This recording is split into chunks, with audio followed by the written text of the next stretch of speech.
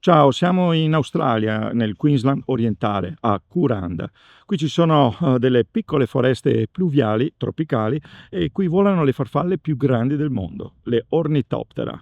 Il loro nome infatti significa ali di uccello, perché i primi esploratori, quando videro queste enormi farfalle, pensavano si trattasse di uccelli, in realtà sono tra gli insetti più grandi del mondo. Qui abbiamo appena visto volteggiare qualche esemplare di queste grandissime farfalle, perché proprio si riproducono in questa foresta pluviale.